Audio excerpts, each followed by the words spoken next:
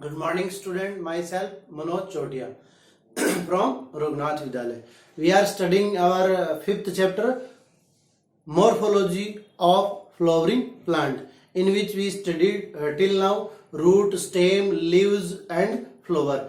Now we are discussing the different various parts of flower. First of all, in flower we discuss about androecium, and today's our topic is gynoecium. Gynoecium is the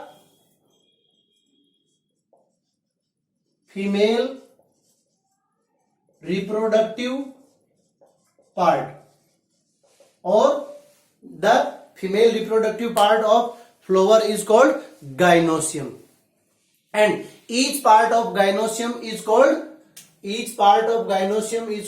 carpel. Okay, and each carpel or another name is pistil. Carpel or pistil, and each pistil is divided into three parts, which are called stigma, style, and this swollen part is called ovary. So ovary, style, and stigma consistently called pistil or carpel.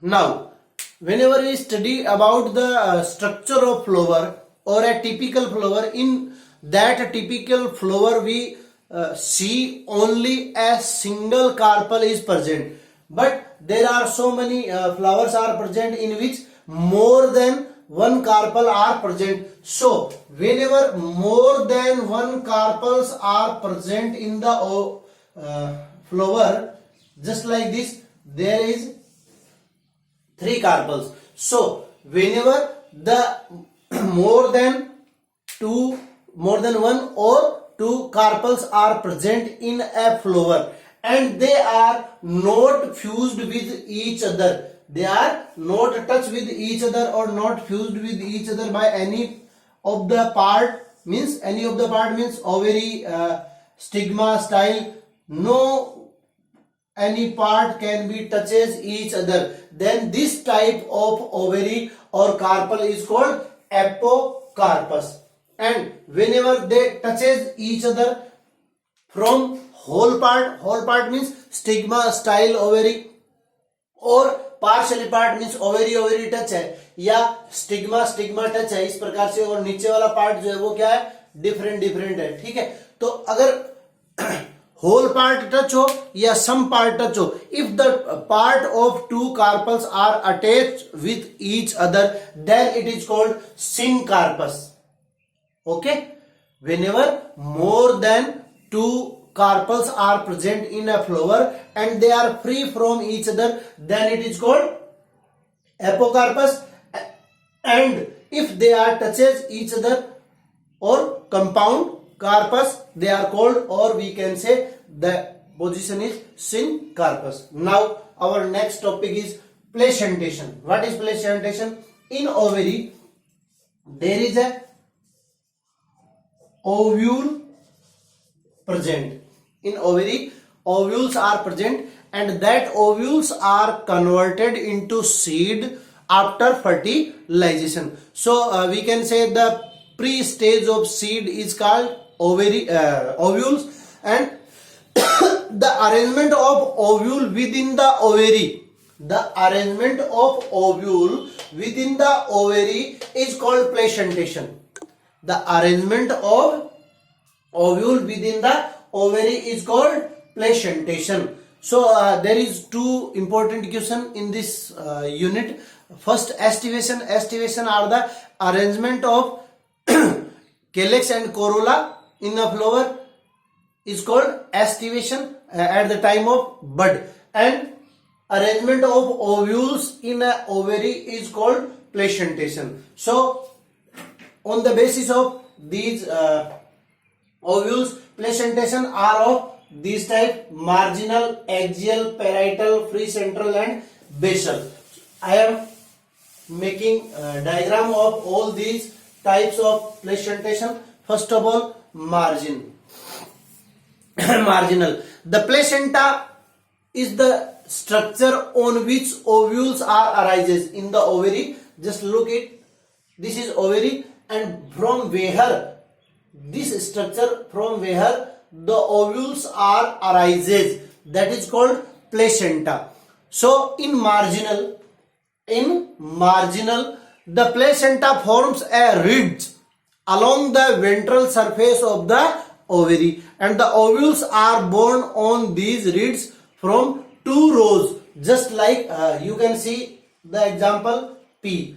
Whenever we see the pod of P, then here ovules are arises in both condition, means pod detached into two parts, and both parts have these types ovule are arranged on the ridges of the ventral surface. So this is called P. Second, axial. When the placenta is axial and the ovules are attached to it in a multicellular ovary, then it is called axial. Example, China rose, tomato, lemon.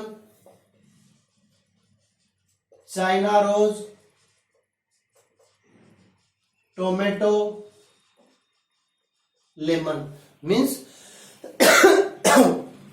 this is ovary, and ovary is become in multicellular conditions, or placenta is axial, means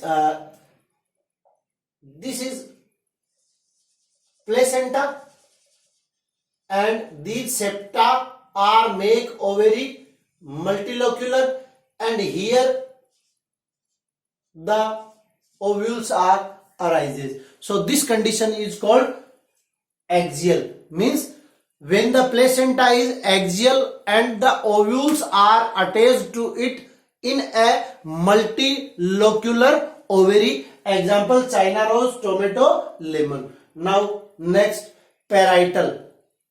The ovules are developed on the inner wall of ovary. The ovules are developed on the inner wall of the ovary. Ovary is one chambered, but it becomes two chambered due to formation of false septum in mustard. Only in mustard it becomes two chambered by formation of false septa. Example, mustard, argemone. Mustard, argemone. Look at the picture, you can understand properly. This is the outer wall of ovary, and this is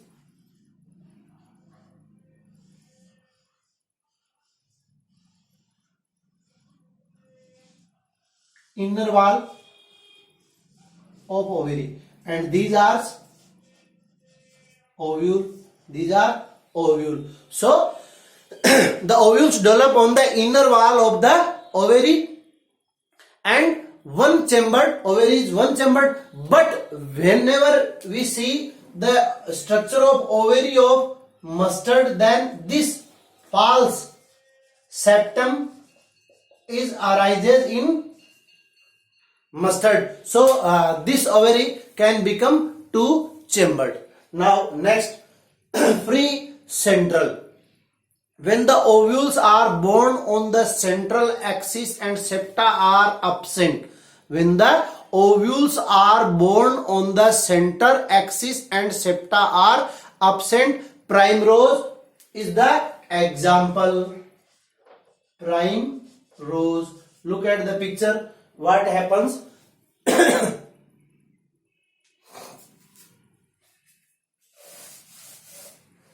This is ovary and this is placenta on which ovules are arranged. So this is called precentral, means when the ovules are born on the central axis and septa are absent.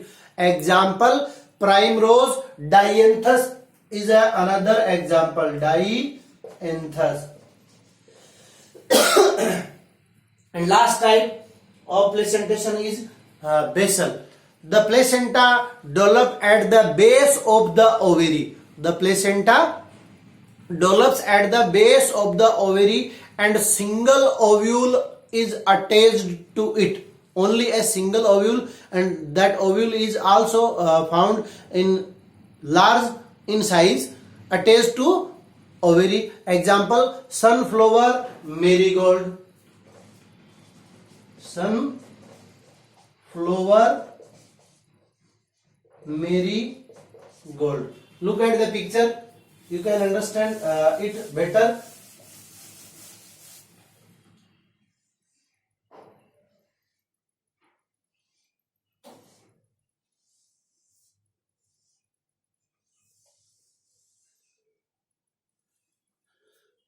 This is ovule. A large type of ovule is present at the base of ovary attaching to placenta. So the placenta develops at the base of the ovary and single ovule is attached to it. So these are the types of placenta. Our next topic is I complete today that topic also, a very small topic. Next topic is fruit. What is fruit? After fertilization or after ripening of ovary, ovary is converted into fruit, or we can say mature ovary is called fruit. Mature ovary is called fruit, and whenever the fruit is developed without fertilization, whenever fruit are developed without fertilization, then it is called parthenocarpic fruit. Then it is called parthenocarpic fruit. Actually में क्या है? Fruit after fertilization ovary is converted into fruit, and it has just look at one fruit.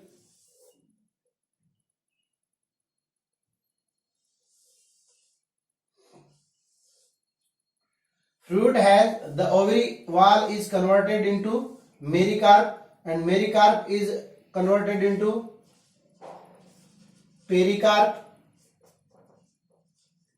mesocarp, and endocarp. These are the walls of fruit. Whenever the another part of flower except ovary, another part of flower also take parts in making of fruit, then that fruit is called false fruit. False fruit. And whenever fruit is made by only ovary, then it is called true fruit. So today we discuss about gynosium, placentation and fruit. Thank you for today's class.